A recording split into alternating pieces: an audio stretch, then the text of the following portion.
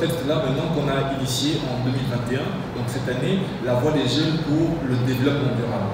Il faut rappeler que c'est un programme qui est initié par 3 organisations de jeunesse que sont Clap Turing, ASEC Gabon et le PENCOM. Ils sont tous des mouvements de jeunesse qui ont mené un plaidoyer auprès des partenaires pour avoir un accompagnement pour implémenter ce programme à l'endroit des adolescents et jeunes de 12 à 21 ans. Pour le VDF, voir l'empreinte de la production et de la consommation diminuer de moitié est un objectif important à atteindre d'ici 2030. Il est donc clairement question de développement durable. Qui mieux que la jeunesse pourra porter plus loin le plaidoyer pour une société multiforme, dynamique dans son changement et ambitieuse dans son évolution. Nos économies se veulent fortes et modernes. Nos engagements devraient être tout aussi forts à aboutir à un monde sans pauvreté, où l'accès et l'utilisation des ressources génétiques et les connaissances traditionnelles associées sont légaux et durables, et que le partage juste et équitable des bénéfices tirés de l'utilisation des ressources génétiques s'est fortement amélioré. À travers ce concours d'éloquence, Carl Le Goude est conscient que la jeunesse d'aujourd'hui va avoir un rôle, que ce soit du côté politique, que ce soit du côté social, que ce soit du côté économique. Et donc nous sommes en faveur de toutes ces initiatives qui portent la jeunesse. Ce qui est bien avec ce concours, c'est que non seulement ça favorise la confiance en soi des jeunes à travers un concours d'éloquence qui vont leur permettre d'argumenter et qui leur donne littéralement la parole, mais aussi qui va leur permettre de développer leur réflexion sur les nouveaux défis et enjeux du développement durable à l'ère de l'agenda 2030.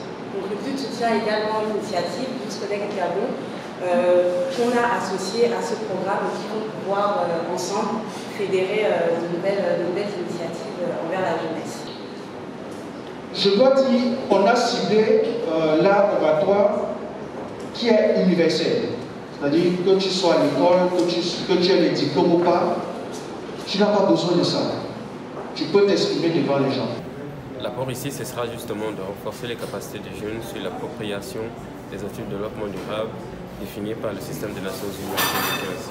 Il faut dire qu'en 2015, ASEC a été désigné au niveau international comme l'une des organisations qui aura la mission de promouvoir et de permettre aux jeunes de s'engager sur l'atteinte des objectifs de développement durable. Ici, il est donc question pour nous de renforcer les capacités des jeunes lycéens sur la question du développement durable de façon globale, mais spécifiquement sur les objectifs de développement durable. Ce programme vise en fait à sensibiliser et engager les jeunes sur les thématiques liées au développement durable.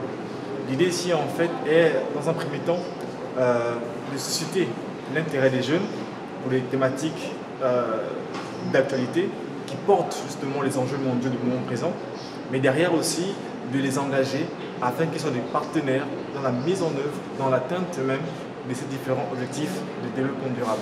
On l'a vu par exemple lors de la première édition sur l'entrepreneuriat. Aujourd'hui, on a 4 des 10 jeunes qui ont participé au concours précédent qui ont des entreprises aujourd'hui. Ils ont eu leur baccalauréat, ils ont lancé une start-up dans un domaine. Voilà, ça c'est très concret. Secondo, il y a, là en 2020, on avait travaillé sur l'égalité des genres.